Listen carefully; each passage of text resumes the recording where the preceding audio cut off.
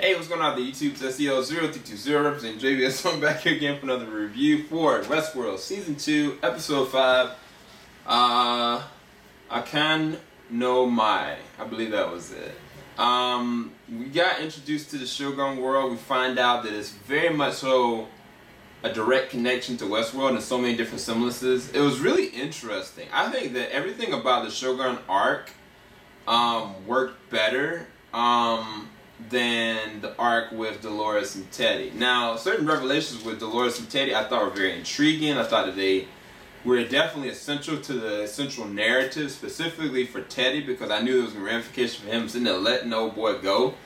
But it was kind of just like the revelation when you understand that Wyatt/Dolores realizes that their love is genuine, but this is not something that can stand, because Teddy's not built for this kind of world that she's trying to conceive. And like, I don't know what she specifically did to him, but I worry that she's created something terrible. I really do.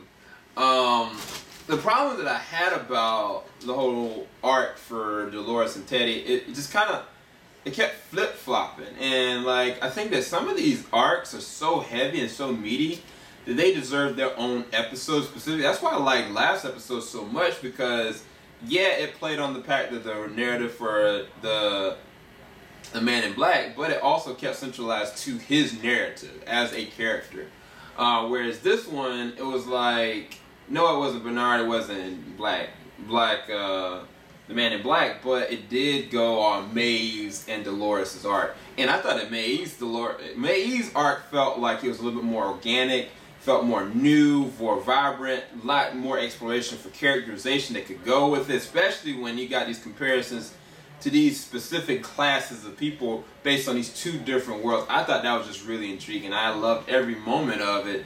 I think the thing that was a little hard in the very beginning act of it was kind of like just understanding the characters' motivations. Like, some of the androids / robots / whatever you want to call, you know, these things, their decisions based on the corruption that the system has, it just you can't predict where it's going to go.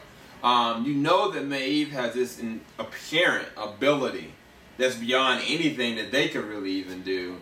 But at the same exact time, like, she's still motivated by a very human emotion, and she got to see that firsthand with Akane. Now, Akane was actually played by old girl that was Maiko from Pacific Rim, and I actually thought her performance was great. I think she's only in one episode of the season, but she did really good. Like, it was very powerful. The dance, the end result, what happened to her daughter, like, it was a lot. But the end, yeah, that end was serious. I can't wait to see where this is gonna go. MAI's about to go ham on some people. I don't know what are the depths of her capability. If she doesn't even have to say anything and she could just openly control, then she also has access to ability as well. So I guess we'll see. I feel like it still doesn't make sense why MAI and Dolores don't work together. I know they're on these two different prime directives where MAI's focused on trying to get to her daughter out of this human emotion. Dolores is the complete opposite, trying to get, you know, revenge / alienating anybody that's not human, and human interaction. But from a narrative standpoint, again, only thing I felt that disserviced this episode was just going these two different arcs.